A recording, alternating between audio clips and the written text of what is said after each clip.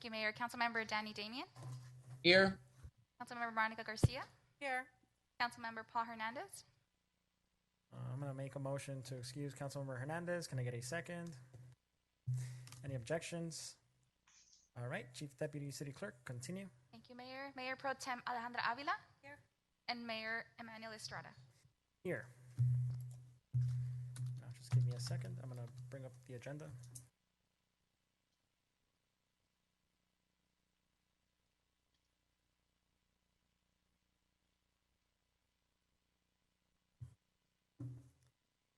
All right, and then at this moment, I will open up public communications. If there's anybody looking to speak, now is the time. Not at this moment, I will move to close public communications. And I believe we are handing it over to MIG and Ron Garcia on our housing element update.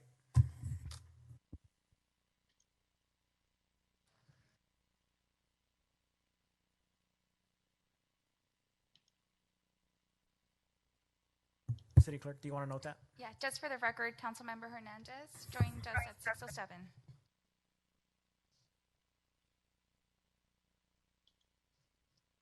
Perfect.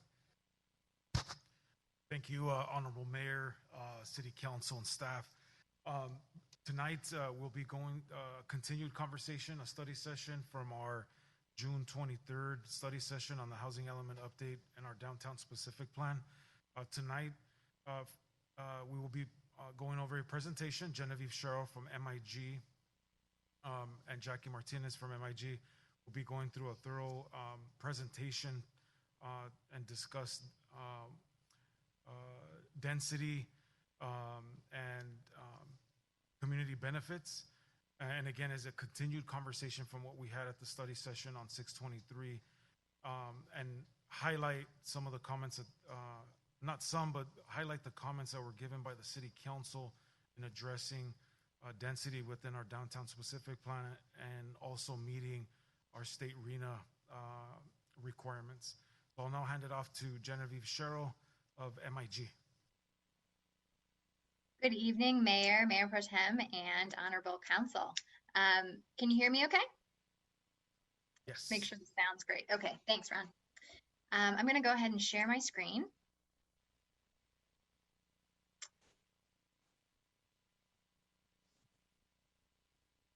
Great. So thank you again so much for having me here tonight.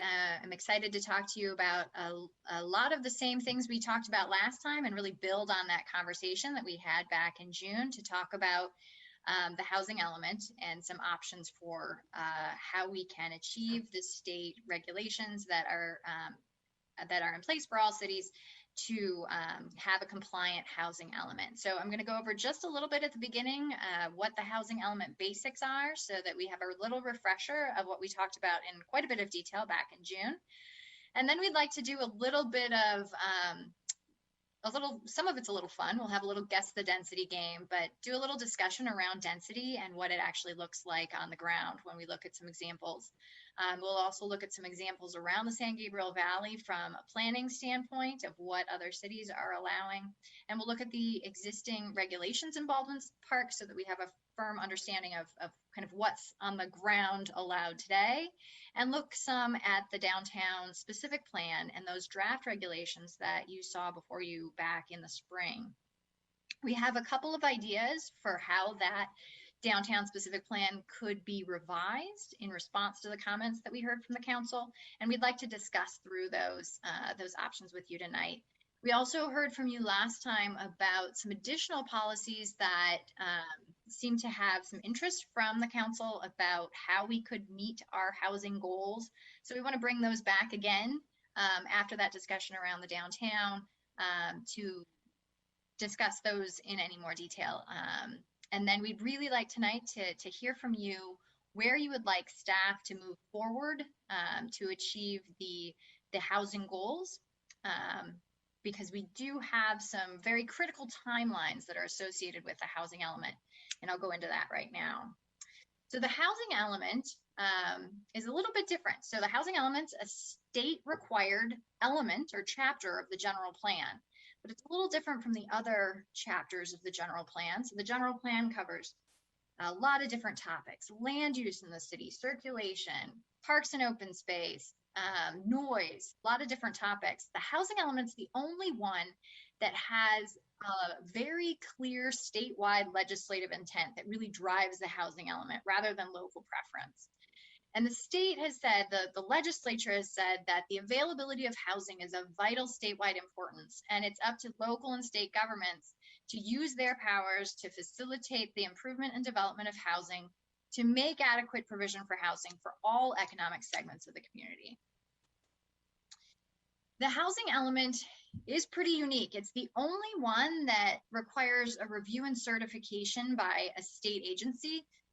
Sometimes the safety element does too, but this one also has an update schedule. So these housing elements are required to be updated every 8 years. No other element of the general plan requires these periodic updates.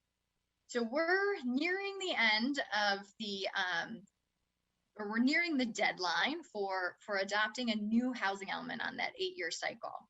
So this housing element period will cover 2021 through 2029. The update is due on October 15th, and that means it must be adopted by City Council by that date. However, the law does allow for a grace period of 120 days. So that puts us out towards February, I suppose. This is a critical deadline to meet, because if you don't meet this deadline, you will be required to update your housing element every 4 years instead of every 8 years. So while housing elements are very fun, it is a cost to be incurred to the city to update every 4 years.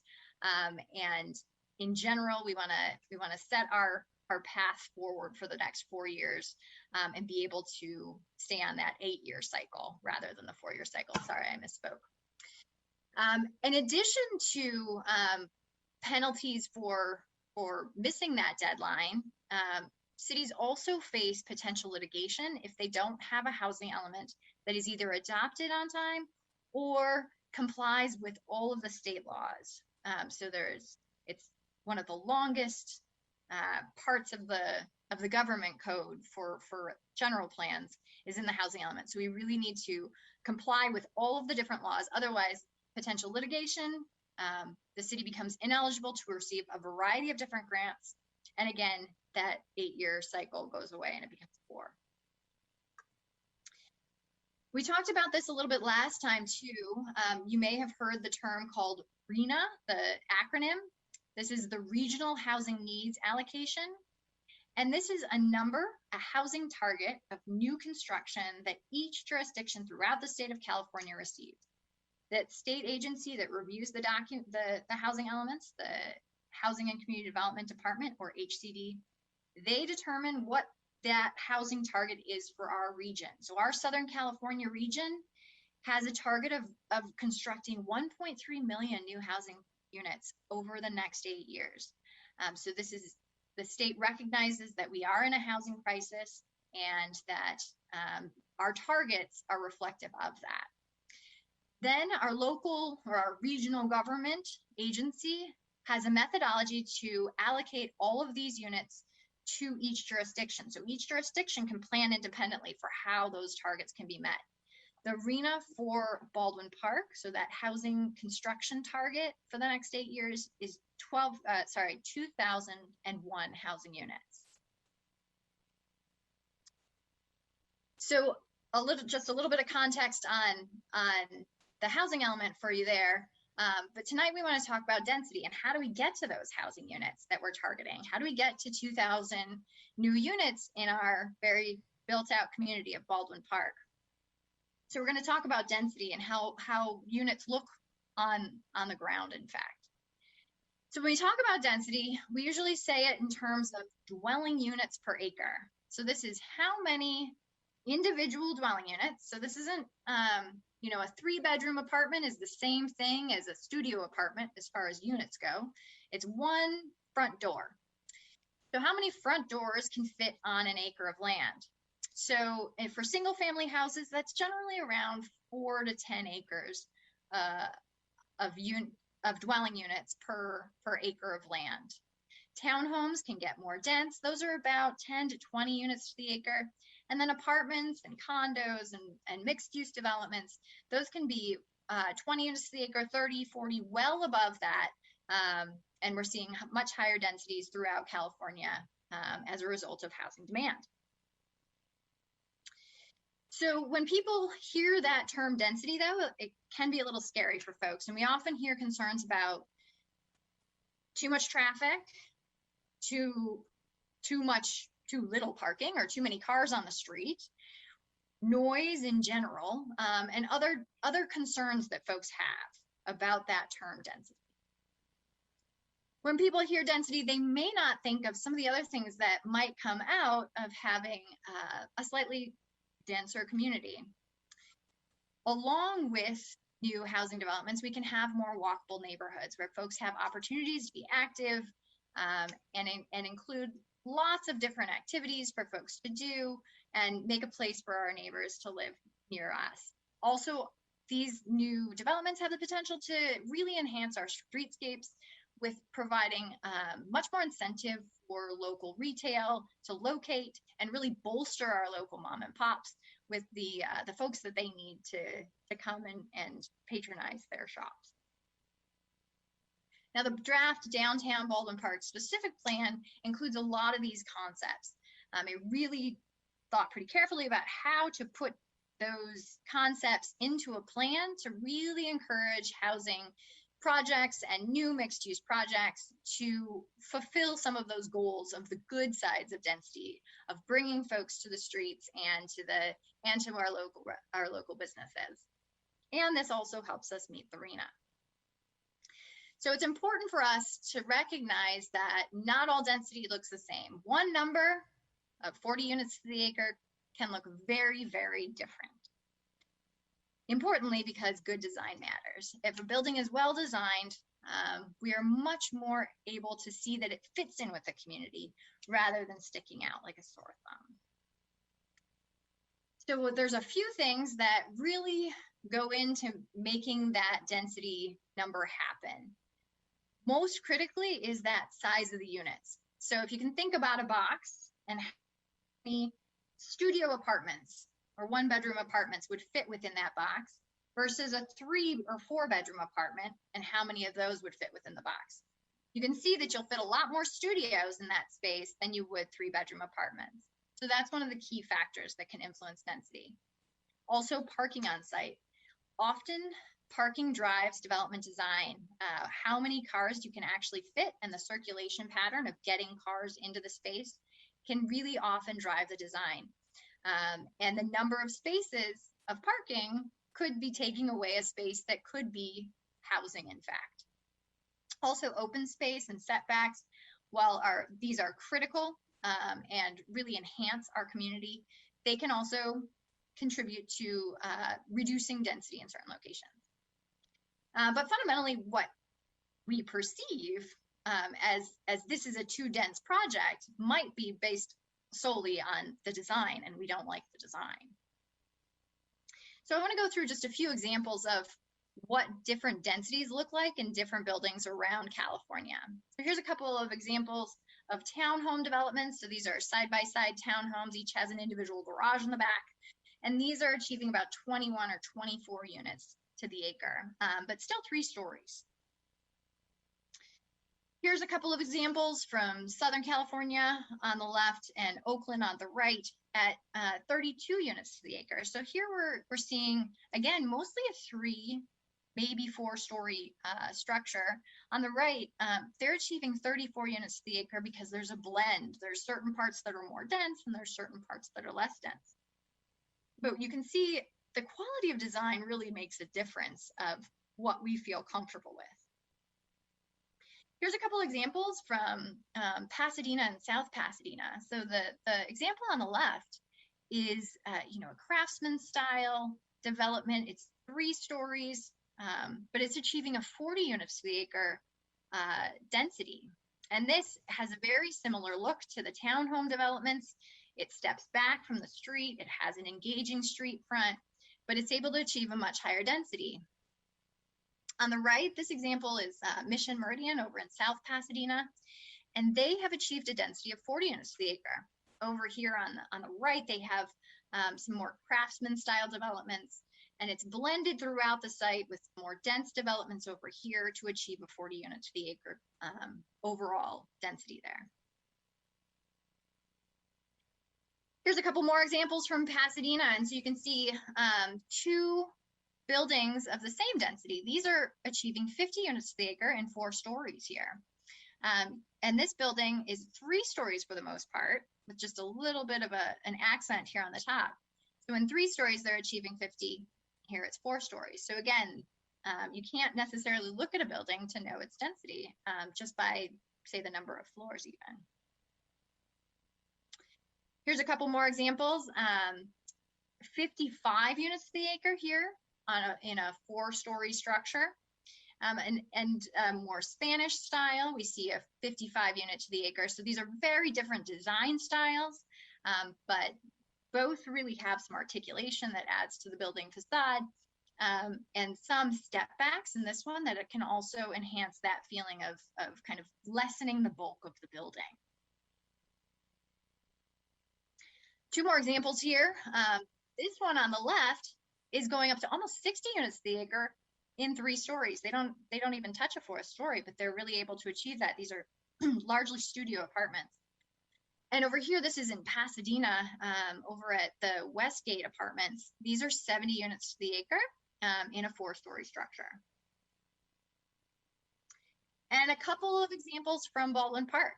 Over here on the left, this is right here by City Hall, the Metro, called Metro Village, I believe. I used to call it the Rome development. But 72 units to the acre, actually, they were able to achieve because they were affordable housing and had a density bonus. And you have a new project that is proposed right now, the senior housing development called Central Metro Place. They're able to achieve a 74 dwelling units to the acre density in a very, 4-story building, not going up to 5 stories here. They're able to achieve that higher density. These are largely studio apartments reserved for seniors of lower income. So just to kind of challenge ourselves and think about this again, and what all this means and what these numbers are, if it's not alphabet number soup. If you look at this building and just kind of, we're not going to take a poll, but just kind of think about what do you think this density is of this building? You've got some 4-story structures in the back. You've got 3 stories up front. Goes down to 2 stories over here. So there's a little bit of a blend of density. It could be any one of these densities, 24, 34, 46, 50. Just kind of think in your mind, take a guess. This one's only 34 units to the acre. A lot of these are larger units, so they're able to achieve kind of a lower, comparably, density to some of those other examples that we saw, because we have some larger units and some kind of easing down of the height. This example here is more of a townhome style development with 2 to 3 story structures throughout here. Just kind of think in your mind, if it's lower density to you, does this look like it would be more like 30 units to the acre? This one's only 20 units to the acre.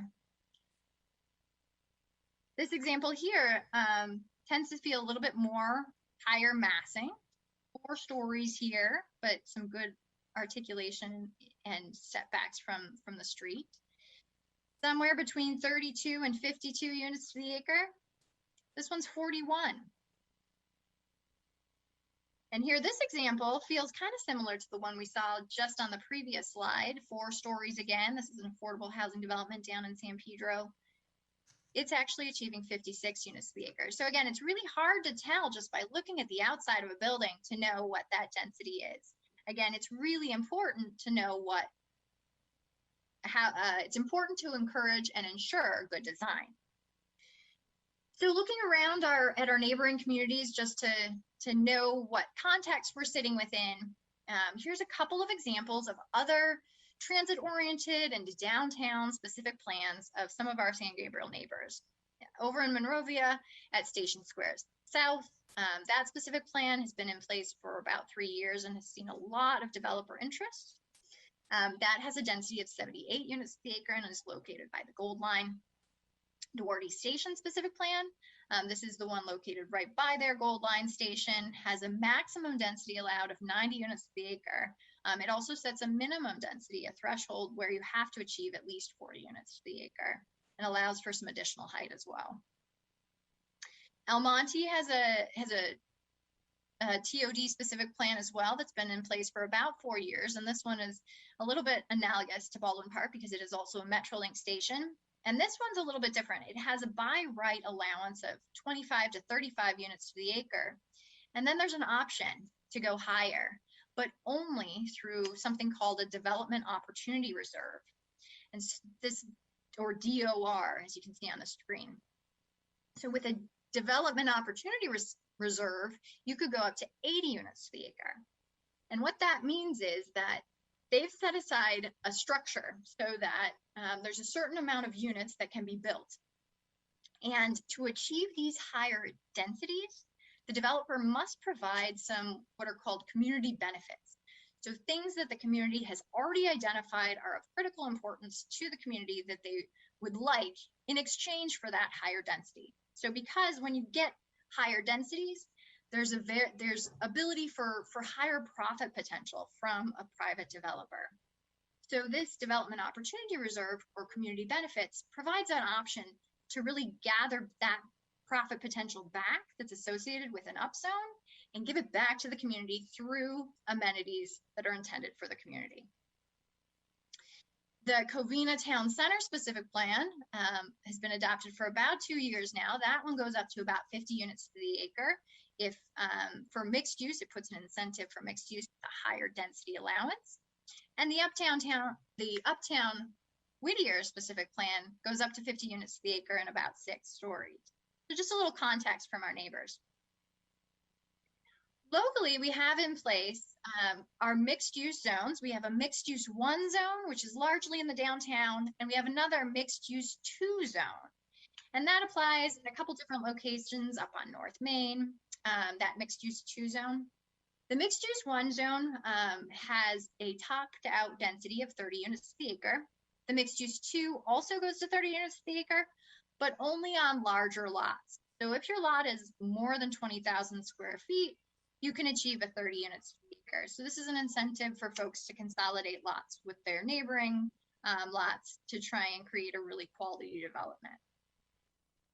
The adopted downtown specific plan, so that plan that's already in place, the existing, has a similar allowance. It has 2 zones within it that allow 30 units to the acre through that mixed use 1 zone and 20 units to the acre through the RG zone. And that's going up to about 50 feet as well.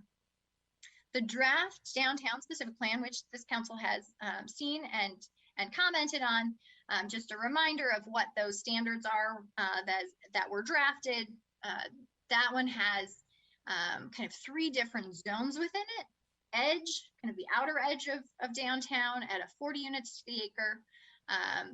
The kind of middle core, or the middle ring, I guess it is 50 units to the acre, and then the core right downtown at 60 units to the acre. There's a couple of nuances with the height as well in the draft as proposed. Looking at the edge, thinking about the context of some neighborhoods nearby, it looks at dropping the density, which is currently allowed at 50 feet, to kind of soften those edges to up to 35 feet. At the corridor, again, reducing height to 45 feet, and in the core going up to 55 feet.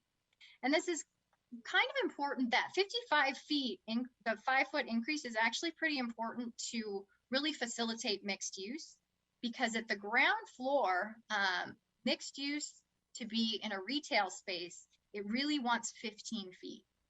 So in order to achieve 1 story of commercial and 4 stories of residential above, 55 feet is the appropriate height to actually allow that to happen without having spaces at the ground floor that are really not conducive for commercial development, and then can end up sitting vacant if they're not designed in the correct way. So those are the drafts that we've seen so far. The current boundaries of the downtown are shown here. This is under the adopted specific plan. The proposed specific plan, here are those different zones. The edge is the light orange, the dark orange here is the corridor, and then the downtown core is in the purple. So we heard from council a little bit of feedback from that already, but I wanted to pause here. We have some options to show you moving forward, but I just wanted to pause and see if there were any questions about what I've already covered there.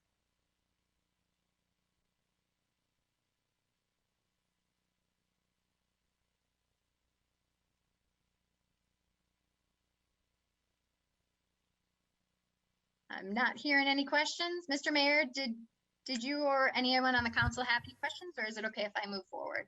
Yeah, if any council members have any questions, they definitely, now's the time. I currently don't. Okay, I'm going to go through a couple of options then. Mr. Mayor, sorry. Yes, Councilmember Hernandez. Thank you, sir. Quick question. When you talk about the community benefits package, where is the, say, like a bid improvement district fall within that? So I think to develop a business improvement district, that could run in tandem with a community benefits kind of arrangement, where a bid could be formed for the downtown to really kind of just work as its own tight little kind of chamber of commerce. But then you could have a community benefits agreement that the bid could help formulate what those community benefits are and help manage some of them, like some of the streetscape improvements. And the community benefits agreement could pay into funds that the bid could then manage to implement some of those improvements. And I'd like to talk about community benefits a little bit more too. So I have some more slides on that. No problem. I'll wait till then. Thank you. Okay. All right. If no other questions at this time, I'll move over to a couple of changes to look at for the downtown that we'd like you to consider. First, I'm going to talk a little bit about community benefits because that came up from the example. So that development opportunity reserve or a community benefits plan, it's really a mechanism that requires those projects to give back a little bit of what would be the profit potential from that increase in density. So understanding what the community wants as critical amenities that will really enhance our community, understanding what those are and what the trade-offs are for that increase in density, so that the developments can give back to the community. There's a variety of different topics that could be covered under what types of amenities could be provided. The existing specific plan has some community benefit structures built within it. If you provide a certain amount of open space, public open space, you are able to achieve an additional density bonus. So you're able to achieve a bonus per each 1,000 or 2,000 square feet of public open space. There's also a public art incentive where you can get a bonus for providing public art on site. These haven't been accessed or used that much. It's quite hard, of course, as you know, to find available space to add parkland or plaza land. And the city does have a public art percent for public art, so developers are paying into that already. So those two benefits haven't really been used in the existing specific plan. So when the draft specific plan was written, it kind of thought through those and removed those two options and really tailored in some of those benefits that the community might want right into the design. So it has requirements for public realm improvements and economic development initiatives. It just kind of requires that within it. So no additional bonus is provided for providing anything. Now, however, we can rethink that always. We can think about different community benefits that could be required for densities that you might not necessarily feel as comfortable with, but maybe you'd feel more comfortable with if there was an exchange where the community is able to receive a common community benefit as associated. So we wanted to just present you with a couple of ideas for these types of things. So there's a lot of different things, like I said, that could count towards community benefits. Certainly housing resources are near and dear to my heart, but they can be a variety of different things. We can have, tenant rights clinics, variety of services, as feasible, local preference for affordable units if there's not certain types of federal funding associated with it. But we can also have our developers targeting our local residents for the units, especially where they are affordable or below market rate. And we can have them marketing to even a list of folks who sign up who say that they're interested to receive the first notification of these types of units coming online. There's options for workforce development, job training. You can also have them contribute directly into funds to source kind of larger projects that an individual project might not be able to achieve, but together a few projects could achieve a much larger community benefit project. A variety of cultural arts, putting in a cultural arts facility, either within the project as a ground floor kind of use, youth art programming. If there's a desire to really enhance retail or a grocery store, some type of specific use in a certain place, you could put priorities for that. Transportation improvements along the streetscape, bus shelters, bike lanes, car share, and of course parks. We don't want to leave them out, even though they're really hard to achieve. To be able to create a space for a small community garden could even be an option, or a public plaza as well. So we have a couple of options that we'd like to discuss tonight about how the specific plan could be revised, and we'd like the council to think about considering how to tier those different densities within the downtown, to have additional discretion for the city council or the planning commission to review some of those higher density projects moving forward. So we could consider tiering the reviews so that at a tier 1, that could be the 40 units per acre, for instance, staff level review, whereas tier 2 could be reviewed by the planning commission or the city council, or tier 3. And then at tier 3, or the highest density projects, the city council could review. And at those higher densities of tier 2 and 3, those community benefits could be required. So here's a kind of a visual of that same thing I just described, this option A, where we talk about, the existing downtown specific plan has 3 tiers of density right now, going up to 60 units per acre. So at a tier 1 at 40 units, this is allowed by right with no community benefits required. But as soon as you trip up into the 50 units per acre, this could be planning commission or city council, and they should include at least 1 community benefit. Here, getting up higher, they would need to include more community benefits, choosing from a list that the city prioritizes, that the city council can prioritize which is most important to them, and ask them to choose from that list. So we showed you a lot of numbers back in June about how we could meet that 2001 number. So this was the proposed downtown specific plan. And that gave us this end number is the most important one here. It was a surplus of units. So this said that we could achieve that RHNA of 2000, and we had almost 800 extra space. We had 800 extra units to meet the RHNA. And so it's important to have some buffer in our target numbers and not just target out and say we have exactly enough space for 2001.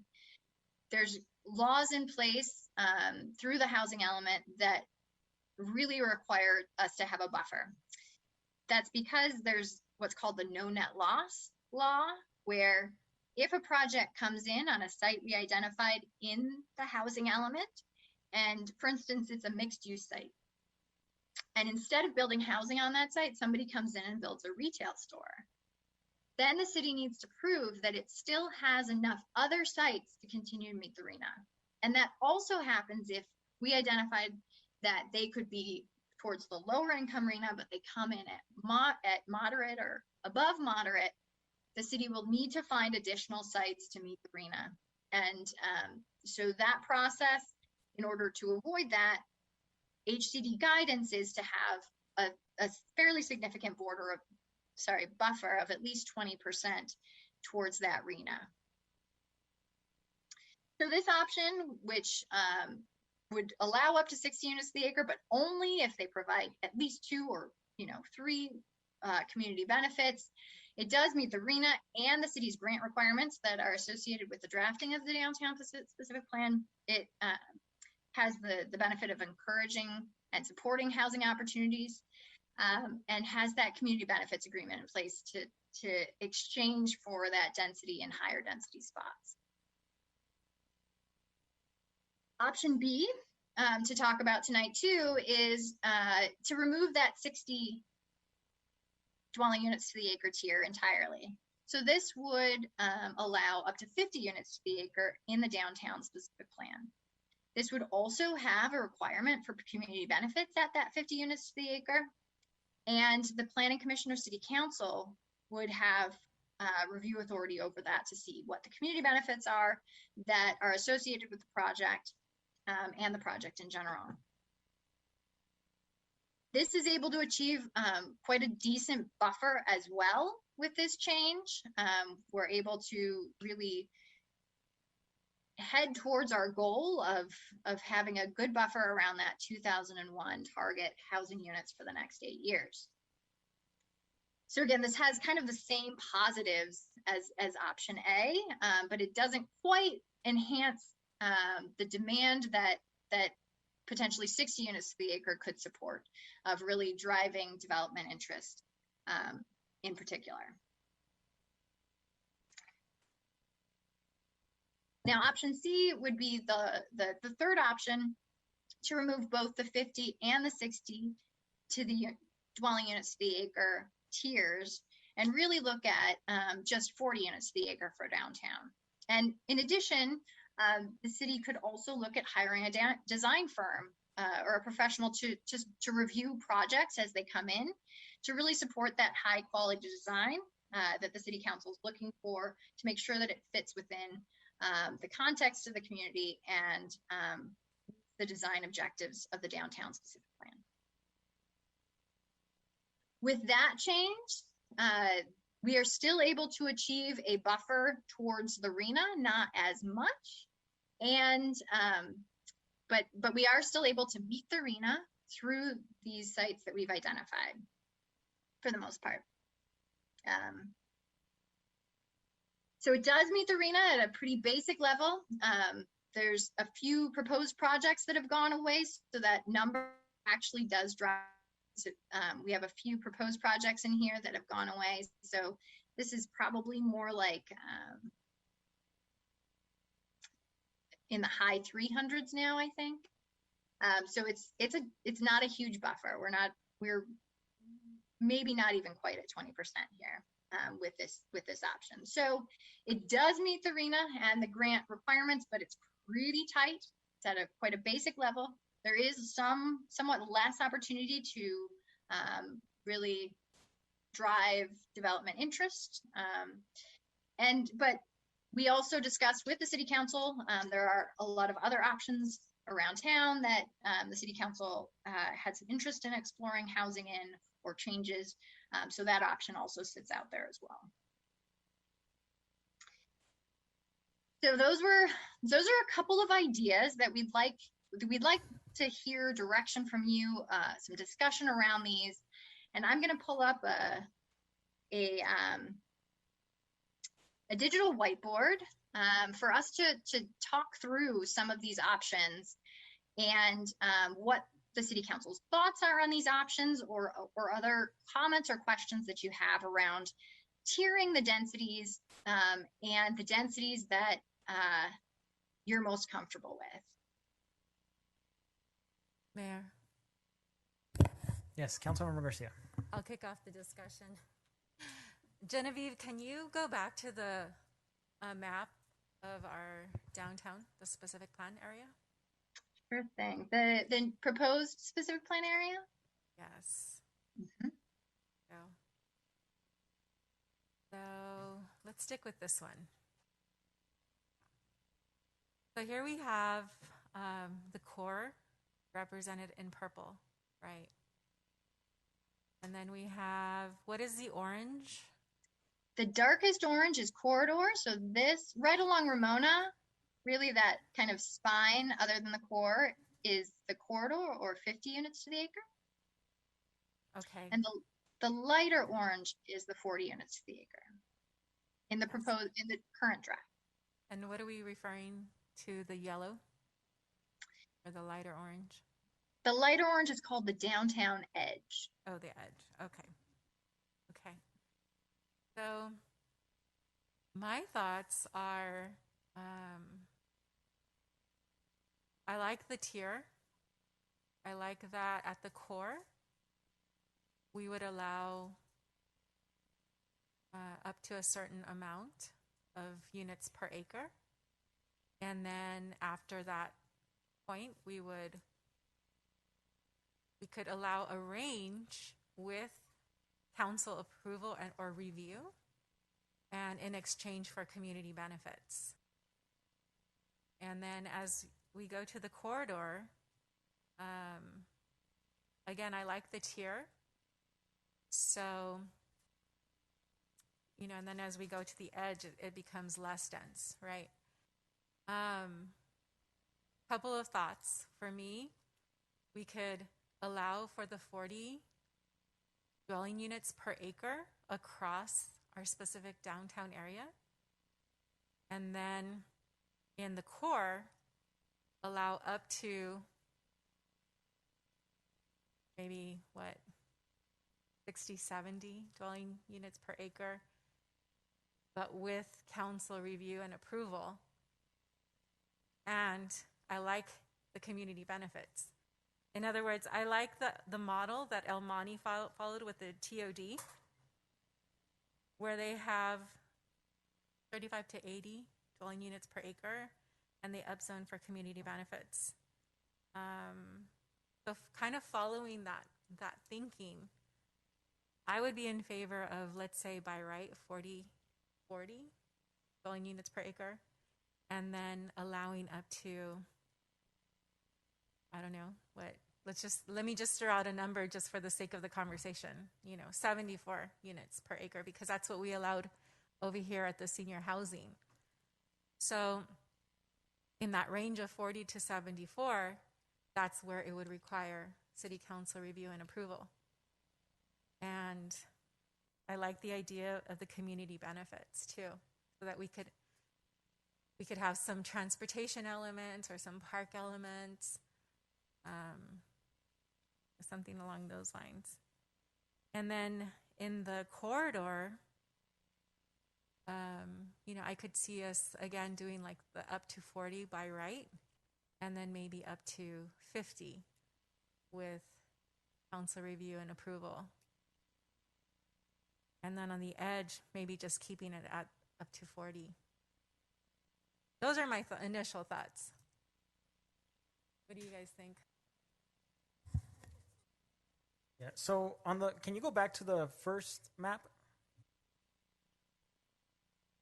So that the dark purple area, why was that changed into a less denser area? So in my opinion, I think my kind of rule is if I have to kind of break my neck to look all the way up at the building, then that's way too high if I'm standing next to it.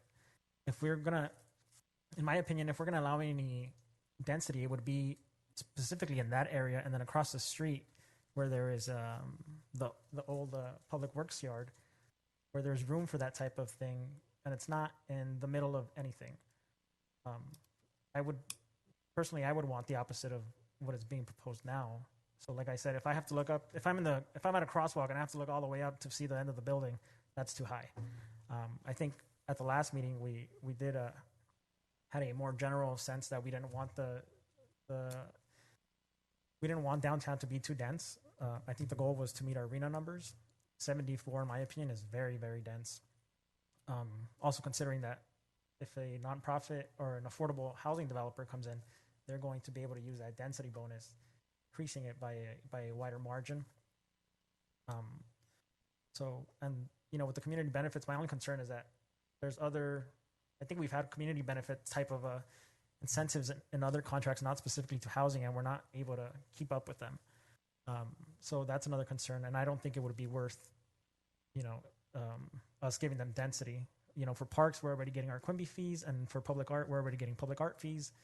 So we are getting fees for this already as it is. My view is to just, hit our arena numbers, but kind of do as much as possible to save the landscape of the city in general, even the downtown.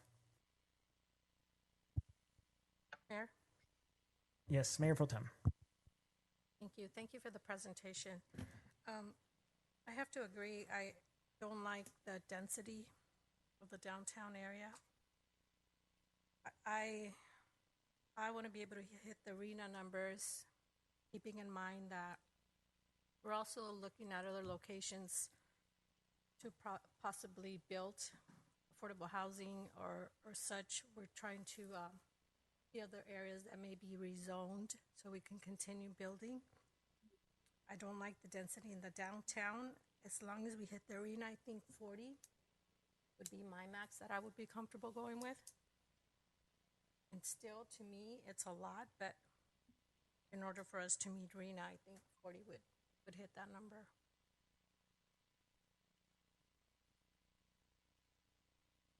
So did we look at potential overlays? I know that that's kind of something that I brought up when I met with Ron. So that way there's a possibility of just building elsewhere without completely doing this whole ordinance change.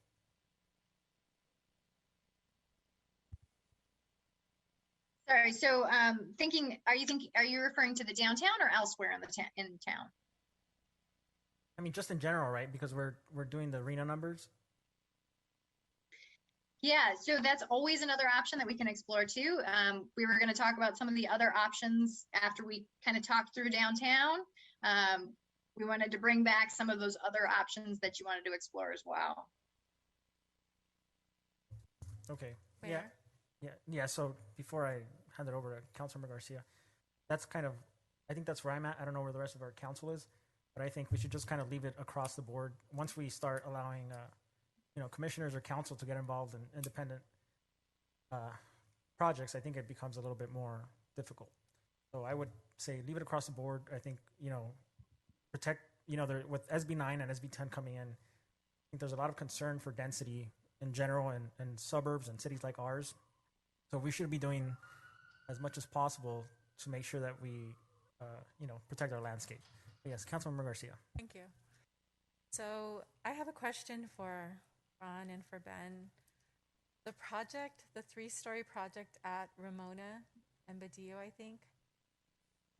That's the newer project. It's right next to the wine or the brick building. Yes. You know what is the units per acre there? It's townhomes. So those, from what I remember, it's approximately 24, 26 units per acre. Oh, okay. Yeah, and again, it is a townhome. It was a townhome story attached. Right, 3-story. Yeah. So And those are then 20. the senior project that's being proposed right here behind City Hall. That's 74 units per acre? That is correct, and that's 54. That's a total of 55 units, 54 senior apartments, and one manager's unit. Okay. And then the Rome project was 72 units per acre. Correct. What else? What else do we have here? I think that's all the new development. Okay. So the reason why I mention these is because, like you, I think the consensus here is that by right, we don't want to go beyond 40 units per acre. I think that's what we're all saying. We haven't heard from Councilmember Damian or Councilmember Hernandez.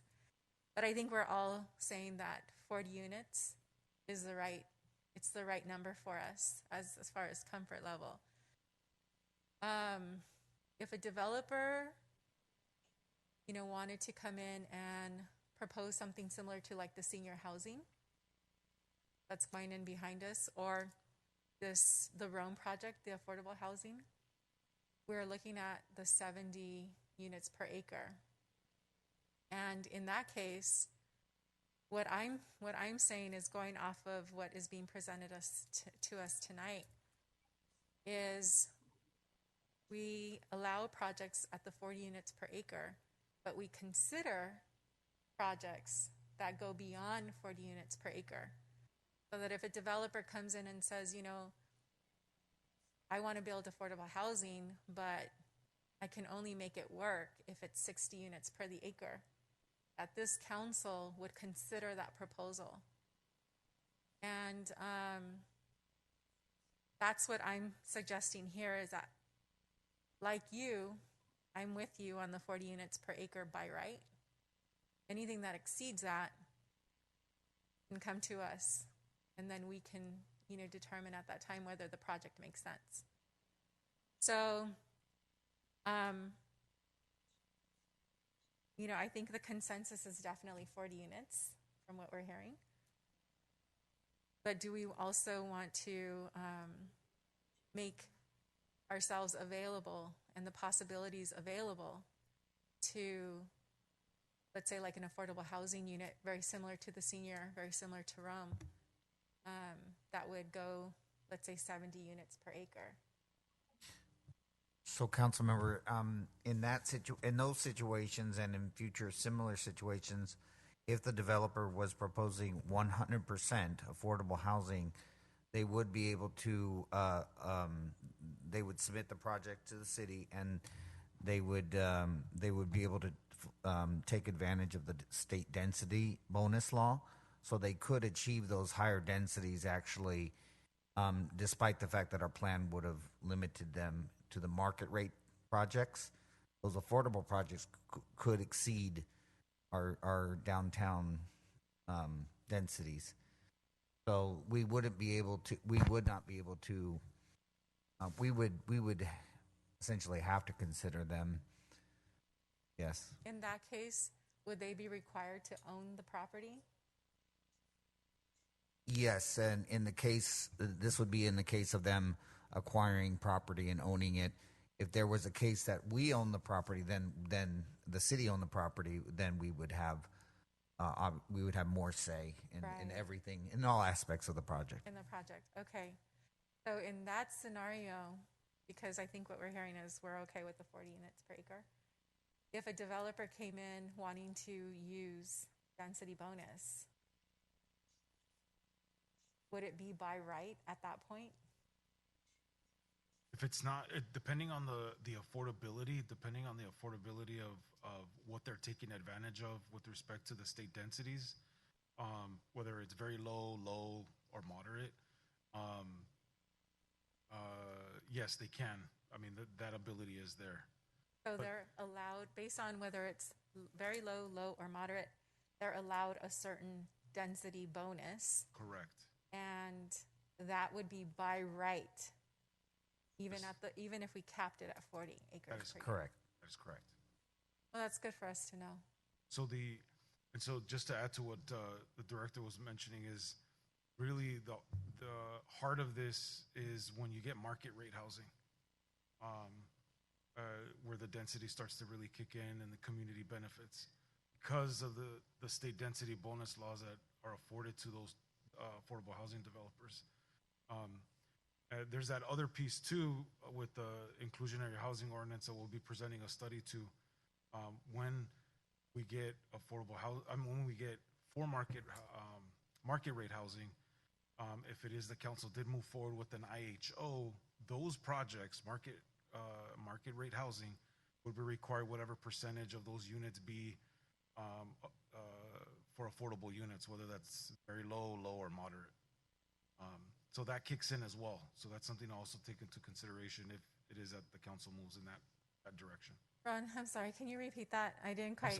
So the heart of the discussion, the densities that Genevieve was proposing, is really looking at market rate development in the downtown that don't have that flexibility of the density bonus. Mm-hmm. Yeah.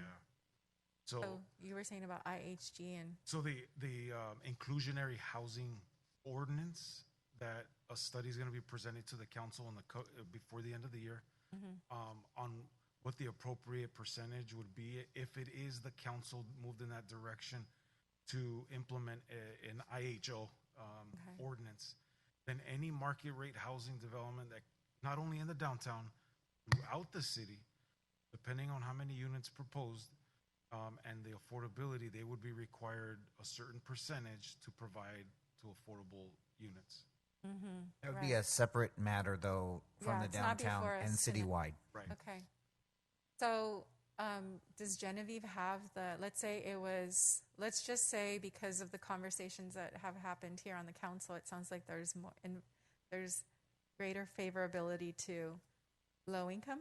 Let's just use that as an example. If there was a developer that came in to our downtown area and let's say we capped the units per acre at 40, if the developer is now taking a density bonus for low income housing, what does that density bonus look like? What's the increase? Do you guys know? That's a very good question. I don't have the matrix in front of me. Okay, I just want to get an That idea. gives you the breakdown of based on the affordability. It could double. Yeah, and roughly Like double? It could Yes. double roughly. Yeah. I mean, So it could If be, it's 100% affordable, if it's 100%, yeah. okay, but you could probably be able to achieve just about what you're getting in the two projects that you have downtown that are affordable and have been constructed or proposed. okay. Okay, Because those were achieved with specific plans because they couldn't have Right. achieved those densities otherwise. yes. And there's a reason for that, and we got into that earlier.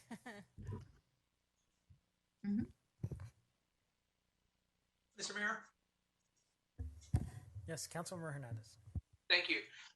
Thank you very much, Genuine, and staff for walking us through this. I support option C as is. Again, we're talking about market rate products in our downtown core area.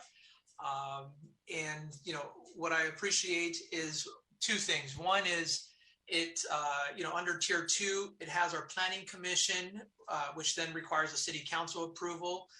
One of the reasons for why we add commissioners to the individual residents to the commission is for them to provide insight and input as to what should be developed, designed, and built in our city. So I would not want to take that away from them because again, that's one of their main core functions. And along with the city council approval.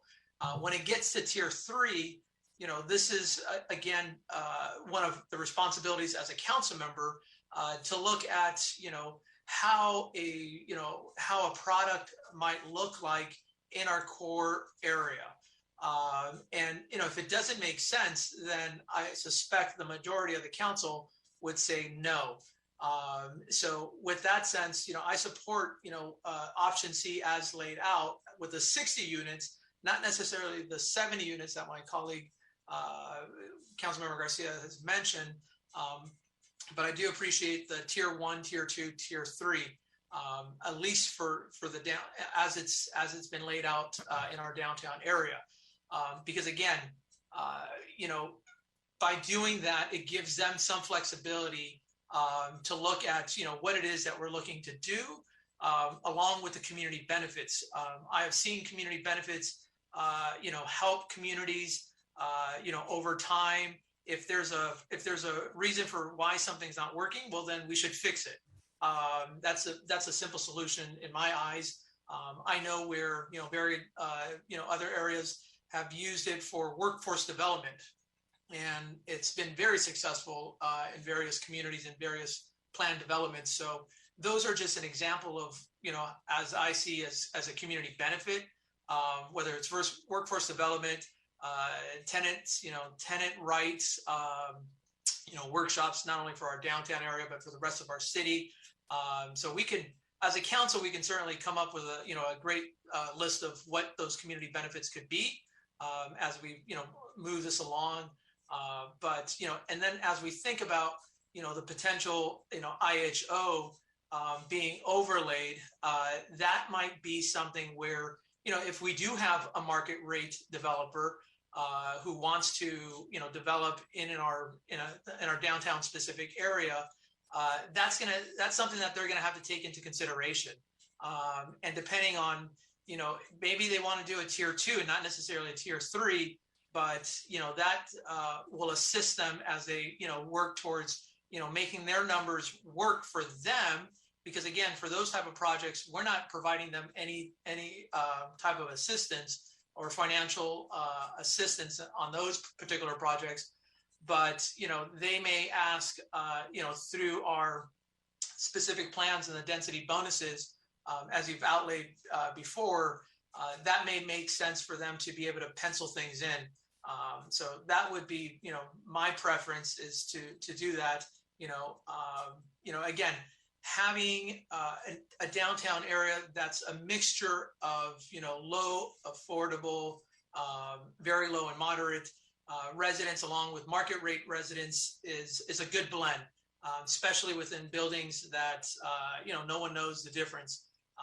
And again, as it comes back to the Planning Commission and our City Council, that gives us ultimately the final say as to what we allow to move forward or not. So I see this as a template and as a roadmap, not necessarily as an all be it document, because again, under the tier system, that comes back to the Planning Commission, which is why we have chosen and selected individuals to be on that commission. They're making decisions on behalf of the city, and same with the City Council.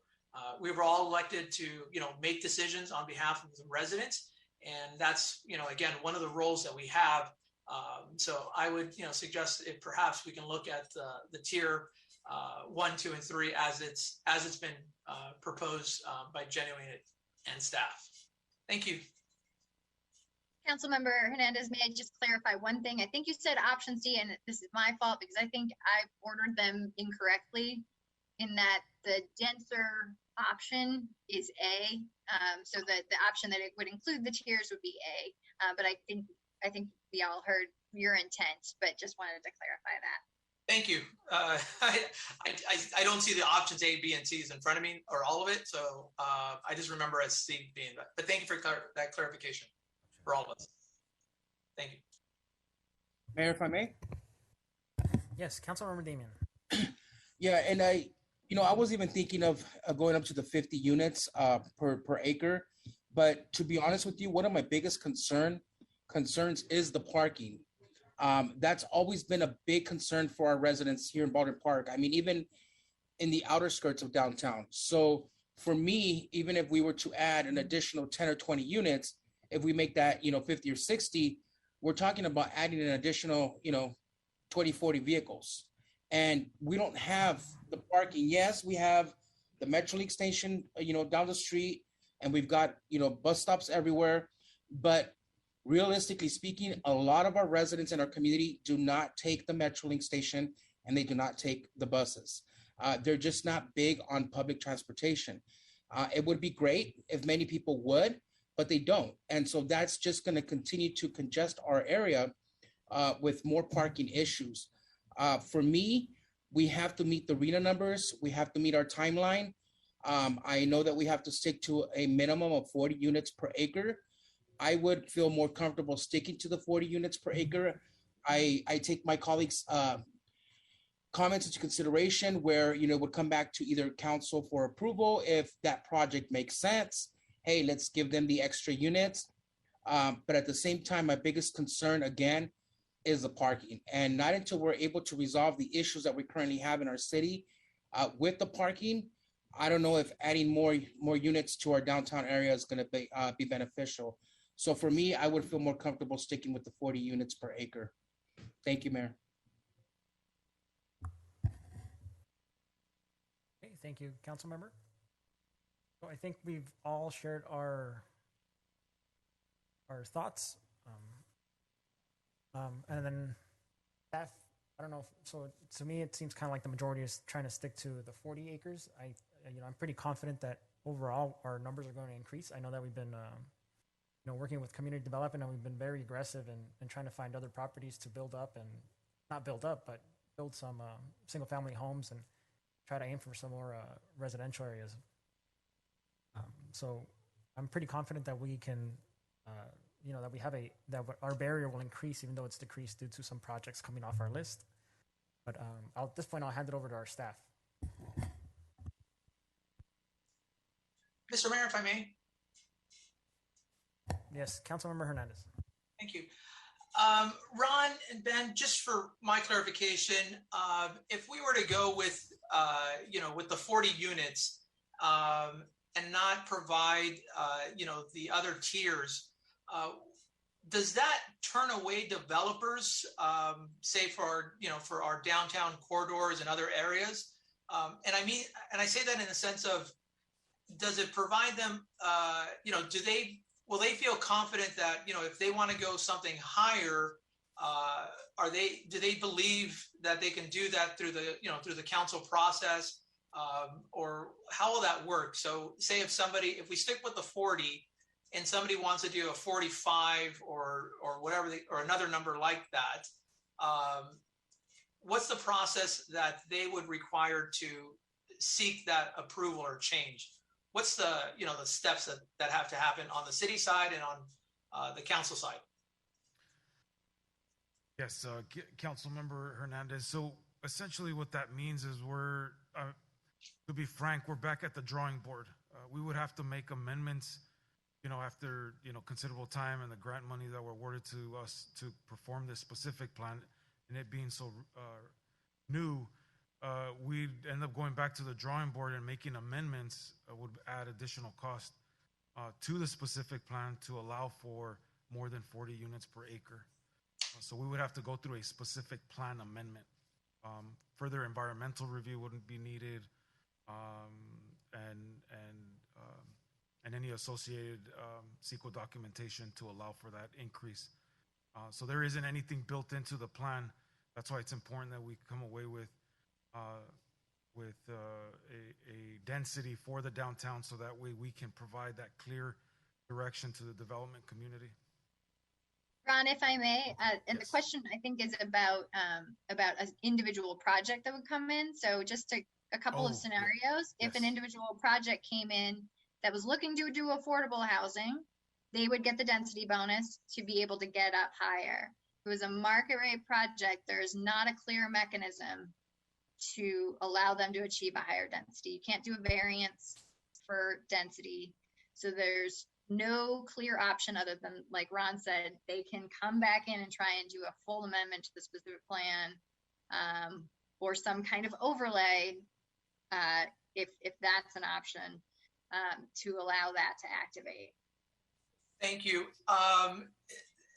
Thank you both. Again, to my colleagues, I would ask that we, consider adding a tier or a process, because again, I would never add a project that adds more issues to our community. However, if we are able to resolve those, because I do believe we can resolve parking issues, and that is something that, should a developer come in, we can share with them that, this is a major concern and this is how they have to fix it. So we can dictate what that solution is for them, as we look towards parking and traffic flow and other things of that nature. But if we resolve something, now or the next, for foreseeable future, we're basically telling developers, do not come to Baldwin Park towards our specific plan, at least the market rate people, because there's no process, as it was mentioned, for them to go through. It would be a very costly and very time-consuming expenditures of time and effort on their end to maybe not get anything. Whereas if we do a 50 unit, or whatever the case may be, as it's been outlined, that at least provides a process, and the process is again, dictated by us with our approval. And if certain issues haven't been resolved or new issues come about that we're not aware of today, that still, again, provides the control of what is built in our city through the various levels and functions that's been outlined. So I would ask that we can consider that because again, this is the document that's going to, speak to what we may be able to do over the next few years, and just relying on a couple other mechanisms of an overlay or an inclusionary housing ordinance. Those are all great, but again, they're not clearly defined at this time, and we're trying to define something in the future. So in order to do something, we got to do something now. Otherwise, what we look at in the future, we may pass the boat or pass the opportunity to do what we're trying to do with a specific plan. And more importantly, those other two mechanisms that I mentioned with the overlay and the IHO, those are other things that then we can look at as a complementary tool for the specific plan. So it's not to say that those other tools are going to replace this. In fact, I think it won't do that.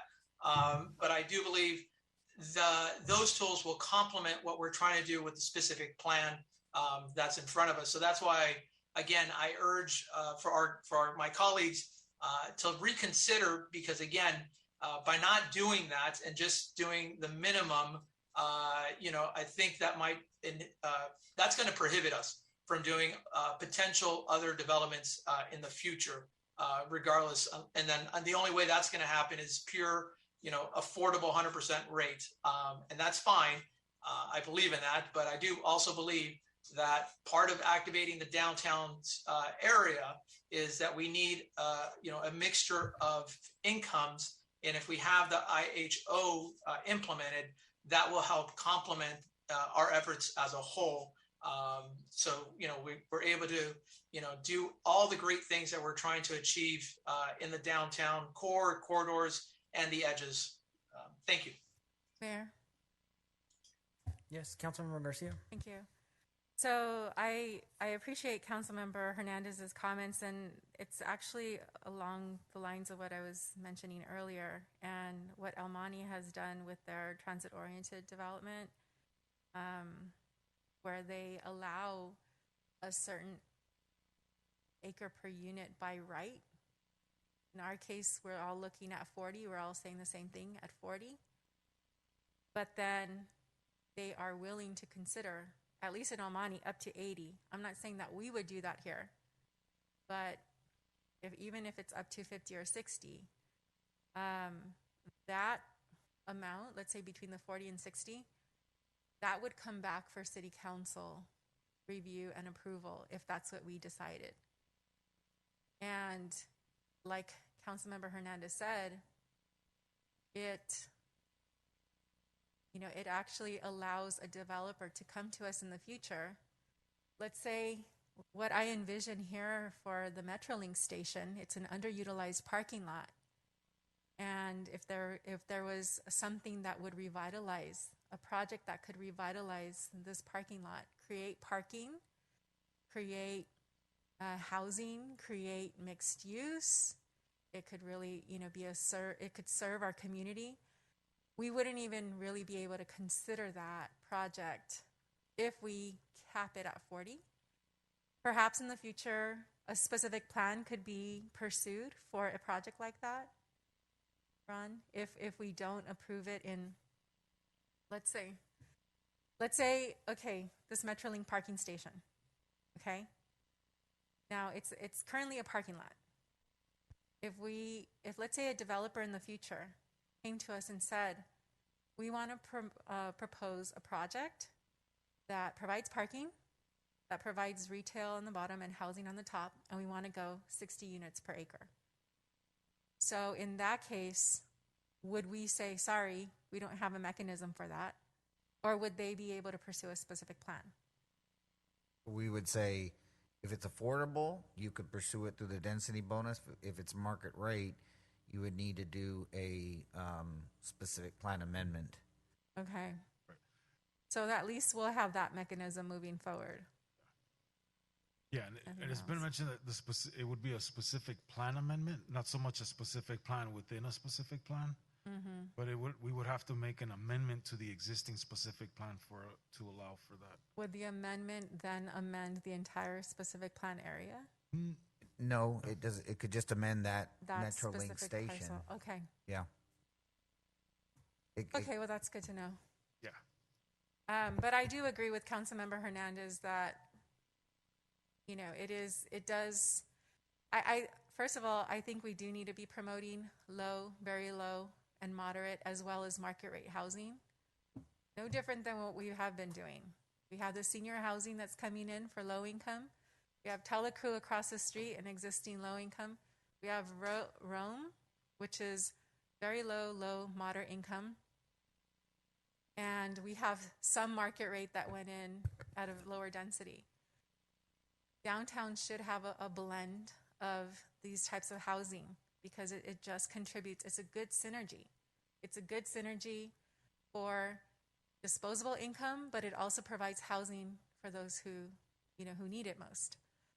So, and it's along the transit-oriented district in our city. So I agree with all of you that 40 dwelling units per acre is a good cap by right. But anything that exceeds that we would be willing to consider, that makes sense, that contributes to the landscape of our downtown, we might encourage those kinds of developments if we look at a range. But that's the council, that's up to the council, and it doesn't sound like the will is there. But I agree with Councilmember Hernandez that we will deter future revitalization efforts by not even really creating a path forward. Because what happens is developers, and I worked for a developers will look at opportunity sites. If they feel that a process will be easier, time is money, in Monrovia or El Monte, then they're probably going to invest in Monrovia or El Monte and then, kind of bypass Baldwin Park. I grew up in Baldwin Park. I grew up in the 80s. And at that time, the council was very much about keeping a bedroom community. They didn't want revitalization along the freeway. They didn't want revitalization in downtown. And what that meant was we suffered in terms of infrastructure because we didn't bring in the revenues that our city needed. We got a lot of leakage, a lot of people going and shopping outside of our community. So those are the risks that we run if we are not open to future revitalization and future economic development that we may not even foresee at this moment. But if we want, if we want to keep it very controlled, that's our will, but we will be missing some economic revitalization opportunities, especially with some of these sites, like the one that we have sitting right behind us, which is completely underutilized and prime location for a wonderful project that could serve our community. And yes, it will bring in density, but in that case, I think we could consider a beautiful project. And it would be nice to have a path forward in this specific plan, which will be in place for the next 8 to 10 years, to allow us to do that. But we can also cap it at 40 and just, leave it there and see what may come. Yes, Mayor Pro Tem. So just to be clear, so we're thinking of the 40. The Brandy project is how many units you said? 40? No.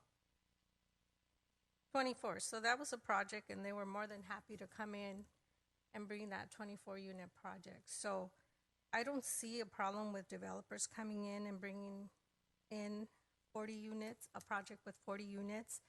And if I understood this correctly, if affordable housing comes, they have the right to build it up to a higher number. Is that correct?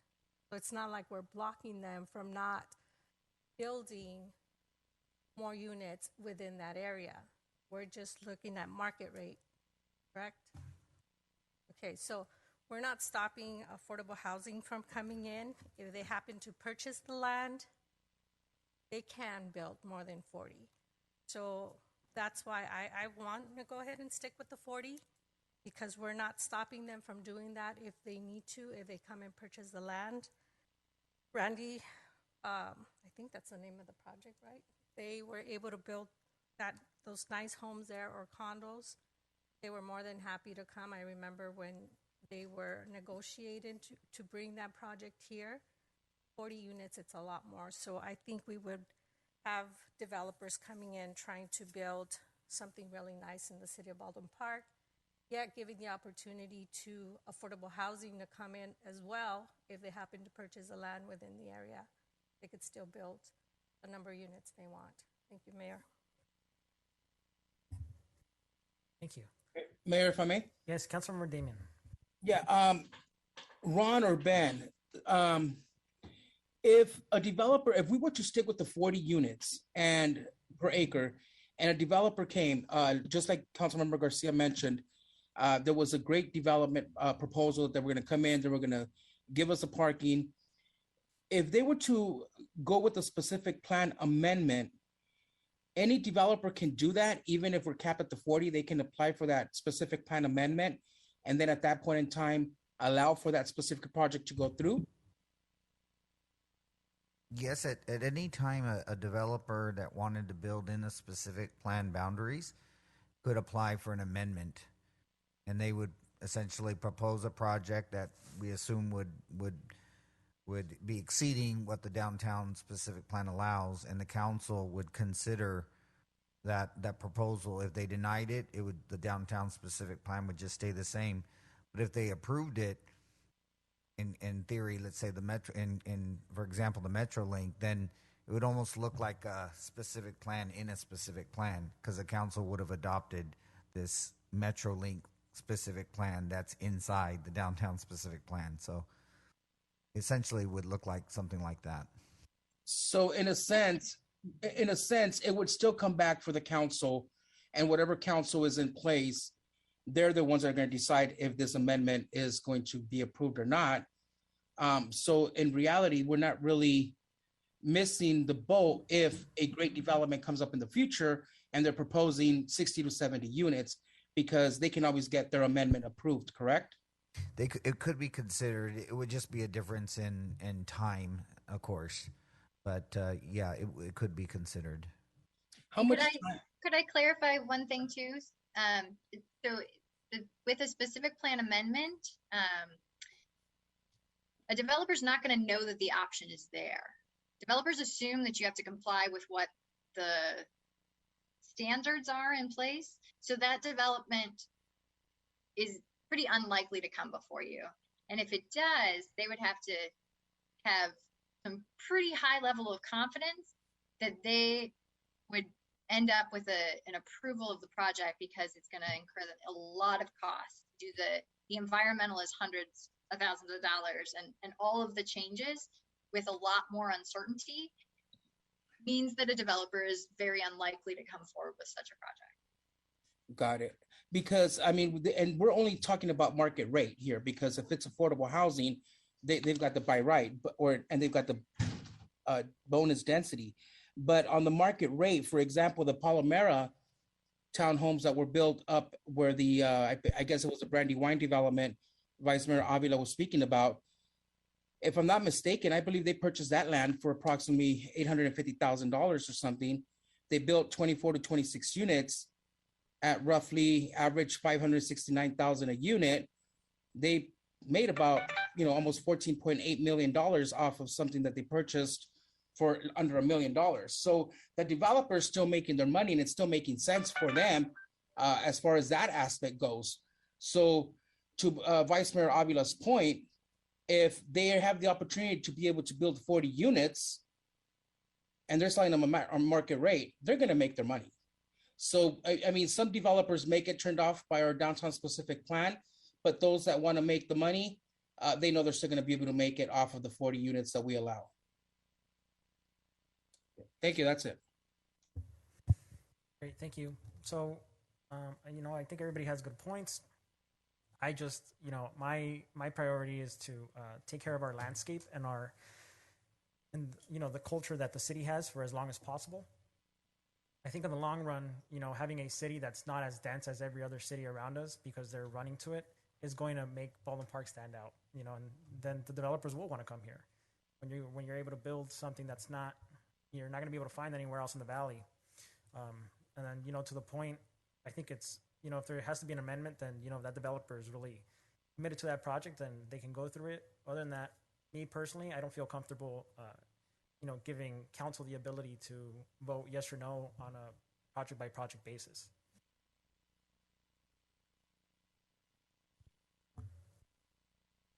So just to kind of move forward with really clear direction, we just want to make sure that everything is fully understood.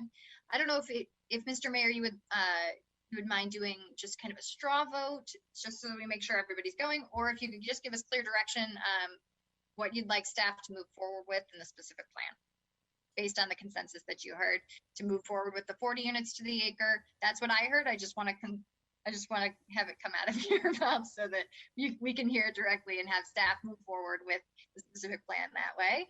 Or if you'd like to do a straw vote among your colleagues, that's also an option. Yeah, I think we can mention options A, B, or C. City Clerk, did you want to do an informal roll call? You could just blurt out your option. Genevieve, can you really quickly, just for all of our sakes, just quickly go over what each option A, B, C is, just so we know? Absolutely. Yes, thank you. I apologize, it's confusing. Option A would be largely similar to the draft plan as proposed, except it would have these tiers. So, but you could go up to 60 units to the acre.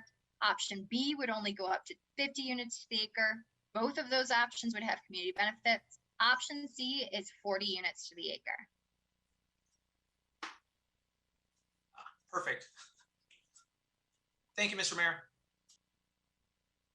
I think the way that you can poll is by saying by right, what's the acre? What's the dwelling units per acre? Yeah. Okay. So did you want to do a little roll call? Mayor, yes. So it would be by right 40 acres. Anything else would have to come back to council for approval unless it is 100%. We'll just keep it even more simple than that.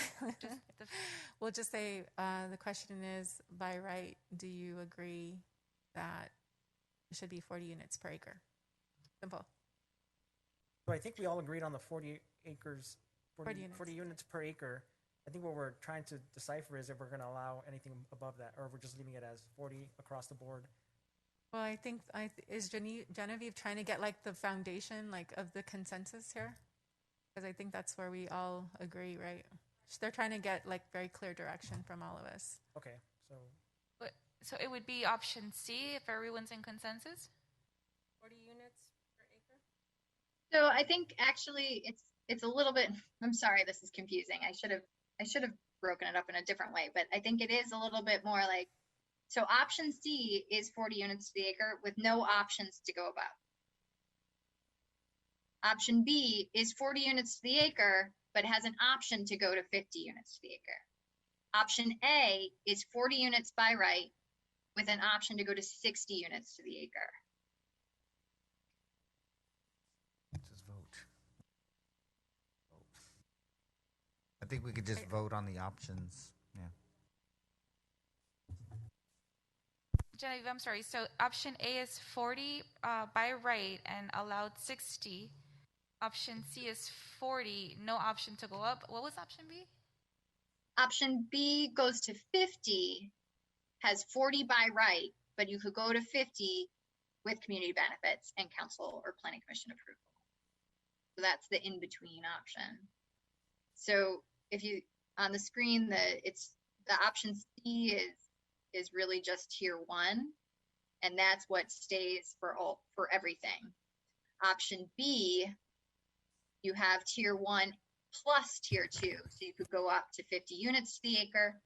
Option A has a base of 40 units to the acre by right, but you can also go up to 50 or 60 units to the acre if you comply with the community benefit. So, if I may, I think like if I look at these options, I'm not seeing an exact option that I would have, gone with. So I think it makes more sense just to ask about the 40 units per acre just for the clear direction. It sounds like for clear direction from council, I think that's what you're looking for. Go ahead, sorry. I think at least what I understood, it's the option C, the 40 units per the acre is what we're looking at. Do not go beyond that. Yeah, and so I think what Genevieve is trying to do is she's just trying to get clear direction. She just basically wants an informal roll call with every council member to just give their option, either A, B, or C. Am I right, Genevieve? Yes. So I think because labeling them numbers might be confusing, maybe we can just say each council member can say 40 units to the acre, no options to increase. 40 units to the acre with an option to increase to 50 would be the second choice. 40 units to the acre with an option to increase to 60 would be a third choice. Or so that, to Councilmember Garcia's point, since her option isn't up there, she could explain it briefly and say what that is. And then hopefully we can be able to find a majority with the same exact one. Got it. Okay, I'll start if you like. I'll take option 40 units to the acre with no option to increase.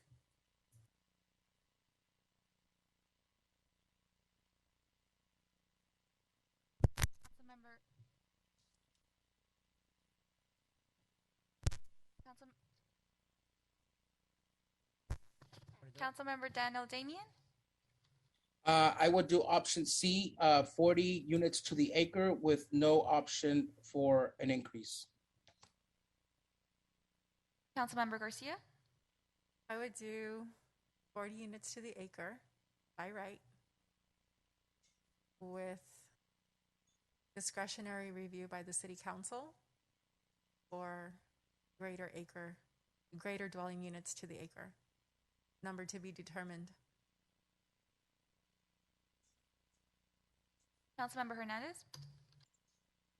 I'm going to go with the same option that Councilmember Garcia just stated. Thank you. And Mayor Estrada. I'm gonna go with the 40 units, no options to increase.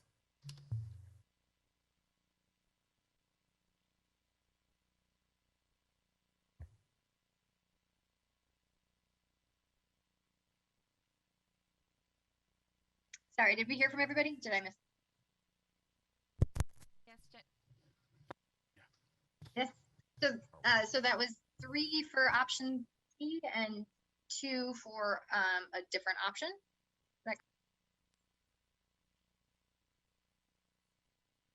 City Clerk, is that correct? 3 option C's? Yes. Thank you. Okay, thank you so much for the very clear direction. We'll work with staff and the downtown specific plan consultant to make these changes and fold this into the draft specific plan that we can bring forward to you for your review for a draft revision. We did talk a little bit about those other options and the overlay that the mayor mentioned. So I would like to touch on that last topic now, if we have a little bit more in us tonight to get a little bit more direction from you. And again, we really appreciate your time. And I went to the wrong slide, so apologies. We have 2 screens. I'm a little clunky tonight. I apologize. Coming to you from another state. Jen, just so I'm clear, as we move forward on the next housing policies here, are you asking for clear direction for this next step here? What I'm asking for at this point is clear direction for what the city council would like to see us fold into the housing element as additional housing policies. So at this point, we are pretty tight with the numbers. So I wanted to have a couple of potential policies that we could look at because the city council said that there were certain things that you would like to be explored, we can include that in the housing element to explore these things, to move policies that you identified further, and have that in the housing element so that that's a clear track of a next housing policy to look at. So these were some of the options that we might want to include as additional to ways to meet housing goals. Okay, no, I appreciate that. You know, as you can imagine, I just don't feel comfortable giving any direction, considering I haven't had any, I haven't received any reports from, you know, staff, at least at this time, to understand. If you want to talk about the framework, I'm happy to do so, but I'm not going to be able to, at this point, have enough information as to give you guidance. So if there's an opportunity to do that at a later time, you know, if staff or you can share with us when that is, then I'm happy to do so. Only once I've had an opportunity to review and do other analysis in regards to the potential new housing policies that you're about to discuss. I just want to be very clear about that. Okay, thank you for that. And so just kind of hearkening back to what we talked about back in June, this is really just a summary of some of those other options that we presented back in June as other ways. At that time, we presented them as other ways to meet the RHNA, but we did hear from council some desire for certain things like a housing overlay that could be applied in certain locations where you would see it to be fit. So just to review those things again briefly, we talked about the potential to really incentivize ADUs in the community. These are accessory dwelling units. So those the back houses that are really kind of common in all communities throughout the San Gabriel Valley, but really trying to be more aggressive with our marketing, the different types of ADUs that could be allowed, allowing certain ones that are outside of what the state already allows. The state's pretty generous with how ADUs are allowed, but we could increase the allowance to say, also allow two-story ADUs and other ways we could be more aggressive about marketing that to really try and bump that up in order to try and increase our buffer for the RHNA. The one caveat there is that if we do that and the city's not able to meet those targets, HCD will be tracking your progress moving forward. And if we're not able to achieve the projections that we identify in the housing element for ADUs, they will be asking the city to put into place other mechanisms to really try and encourage ADUs to meet the targets we've identified. So there's the possibility that we could ramp it up a little bit, associated that with some additional marketing and efforts to push that forward. So that's an option that we can also explore if we find that our numbers are a little too tight. We'll look at that as well. We presented a couple of ideas of increasing density in existing zones. This is unlike, we didn't hear any kind of clear direction from council on these ones. Just wanted to repeat it because we talked about it before, but we didn't really hear clear direction. The other topics that we talked about were really rezoning certain opportunity areas along the freeway district. There were some sites that were looked at that it seemed to have consensus from most of the council that there was interest in potentially exploring some more housing opportunities along the 10 and in some of the industrial areas near kind of the 1005 interchange, some of the industrial areas to the north that are also adjacent to a mobile home park. Certain spots along Baldwin Park, Ramona, or Los Angeles. We also presented the idea of looking at church parking lots and allowing for increased density there. So one of the ways that this can be done is through an overlay, as mentioned by the mayor. So we could include in the housing element to either explore or to implement a housing overlay that could be applied by developers to apply that on specific sites moving forward to provide that flexibility. So those were some of the things that we heard from council. We just wanted to kind of hear again from you if you had a sense that you would like those included in the housing element and are able to provide us a little bit more feedback to kind of give us our direction to finalize the housing element for your review and then HCD review. We would appreciate that insight at this time.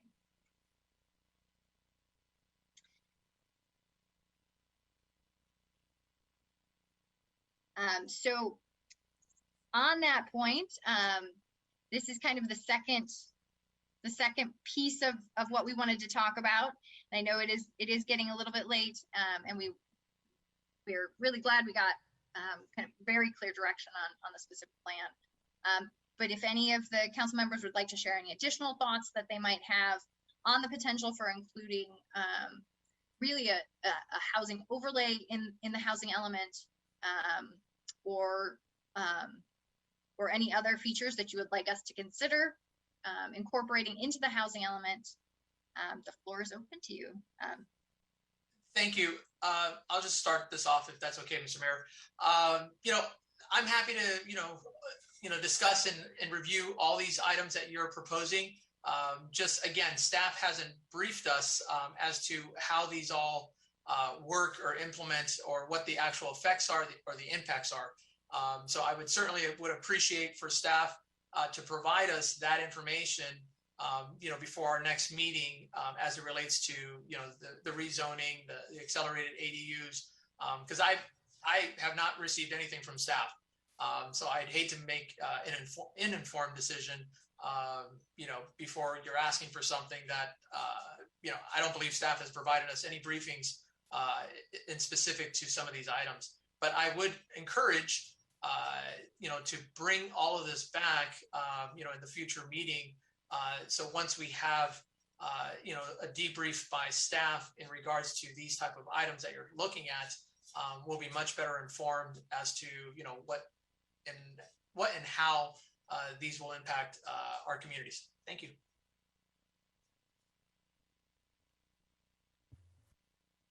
Thank you. So I believe this meeting is the delay of the original meeting. I'm not entirely sure we can keep delaying these meetings at this point. Can you kind of give us a timeline? Yes, that is correct, Mayor. So the list here that Genevieve essentially just went over, just to reiterate, these are just some of the comments that were that were shared at the June 23rd study session. So we just want to kind of mention these. If you would like staff to include these in the housing element for future consideration. At that point, once we get past the housing element, and again, correct me if I'm wrong, Genevieve, these are items that the city can then move forward with further in detail studies and analysis on housing opportunities elsewhere throughout the city. So we just wanted to essentially recap some of the comments that you provided at that meeting. And if you would like us to include those, that would be a great opportunity now to include them, so that way staff at a future point can bring that back to the city for further consideration. Mayor. Yes, Councilmember Garcia. Thank you. I do remember my comments at that meeting with regard to the housing element and RENA numbers. So that was a separate conversation than the specific plan. But I do remember asking if our RENA numbers at that time were including projected illegal ADUs. Let's say those ADUs that exist in our community that have not been permitted.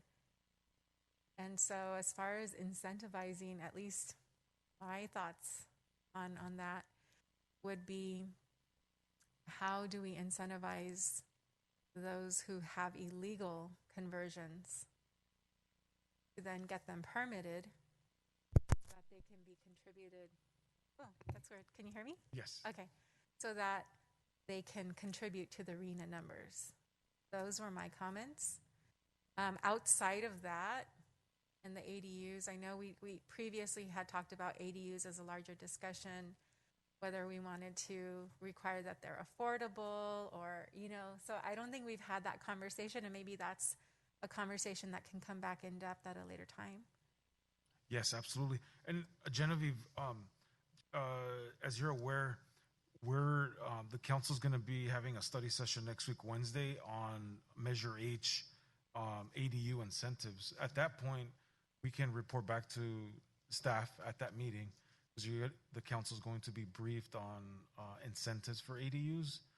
At that time, you could provide some direction that we could include in the housing element, since that discussion is going to take place next week on Wednesday. So that's an opportunity that we can use. Ron, I think it behooves us to distinguish between the degree of finality and direction that we have from council, which applies specifically to what was just voted on earlier, or at least an indicator vote, and the timeline that we're up against, and then this comments, these themes that Genevieve just presented on the screen, those would apply more to the tenor of the report. In other words, when you say that we can work on them later, it doesn't mean later as if still trying to meet the deadline of the submittal of the housing element. You mean later, like after that is complied with. So it's whether the tenor of the report will indicate to the state that these are categories of potential additional housing that the city will be reviewing, analyzing, or entertaining. So as opposed to still bringing those to some sort of finality and still submit the report on time. We're not saying that. Absolutely correct. Thank you for that clarification.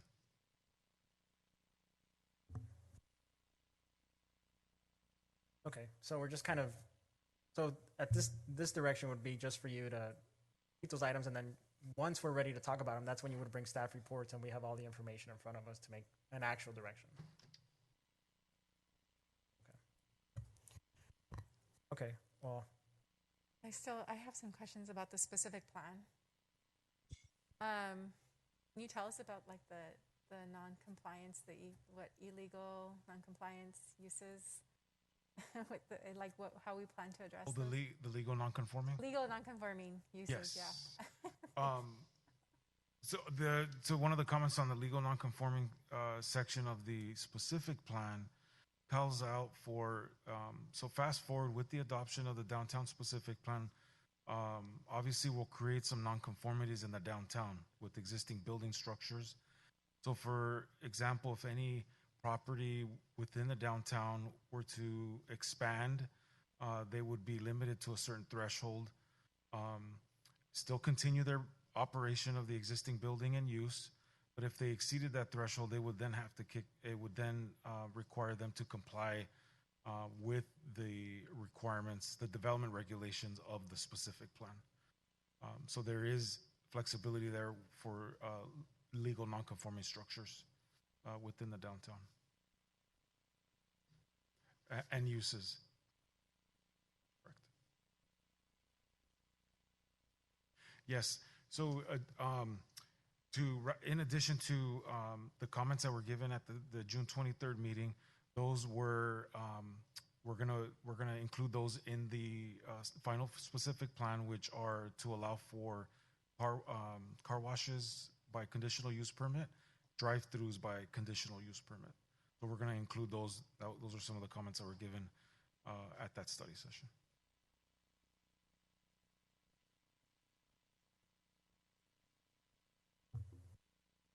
Okay, well, I think, so currently we're at just giving you direction to pretty much bring these back with a full-on report, and then we can make decisions then, right? So I don't have an issue with that. I don't know if any other council members have any questions, comments, or concerns. If not, I think we're okay with that, and then we can move on to the next phase. Great. Well, that is actually all I had tonight. So we've tied it up and put a bow on it. So thank you very much for bearing with me through that, and really appreciate all of your thoughtful comments, and happy to come back to you in about we'll have to look at the schedule, but I think we're coming to you in October with the draft housing element for your review, and I'll turn it back to Ron and Ben. Thank you so much for having me tonight. Thank you. Thank you, Genevieve. Just to summarize, so these next steps, as Genevieve mentioned, we're going to be coming back now that we have clear direction in October for the draft housing element. Meanwhile, we're going to be going back to the downtown specific plan consultant to address the direction and revising of the downtown specific plan. These two documents are going to be brought forward to the council concurrently for adoption in February 2022. So that way we meet that deadline. So we want to thank the council for all their time that you've spent on this, given your busy schedules. And want to thank Genevieve for all her time and effort in assisting us to this point. So we'll be back to the council in the next coming months. Great. So thank you for that, Ron, and of course Ben and the rest of the community development, and of course Genevieve and her team. I know these are lengthy discussions, but this 1 or 2 hours discussion is going to set the field or set the roadmap for the next 10 years, right? So thank you all for being here today. Thank you for the information. I look forward to that finished document and make sure that we can turn it in on time. Mayor? Yes, Councilmember Garcia. I just want to thank Ben and Ron for leading this effort and for really taking the time to have conversations with all of us, for coordinating with all of us, really taking in the input and incorporating it into the next draft. I know it's been a lot of work for you guys, and there have been a lot of priorities, especially with ADUs and some of these other pieces of state legislation coming down the pike. So I just want to express my appreciation for the work that you put into and the time and the effort that you put into this, because I feel like it's going to be that, that's stronger of a document, of that living document moving forward. So thank you. Thank you. For your work. Thank you very much. Thank you. Yes, kudos to staff. Thank you, Genevieve and the rest of the staff for walking us through this exercise, hand-holding us through this exercise. I think it's going to be fruitful in the long term. But again, thank you, Ben, Ron, for your diligence, for meeting with us early in the mornings or evenings. And again, genuine thank you for your guidance, your patience, and your stewardship. Thank you, Yes. Councilman. Thank you, Genevieve. Yes, you've been a great steward. Thank you. Very knowledgeable. Thank you. Great, thank you. So I believe at this moment we are ready to adjourn. So I will make a motion to adjourn the meeting. Can I get a second? Second. Any objections? If not, meeting is adjourned. Good night, everybody. Good night, everybody.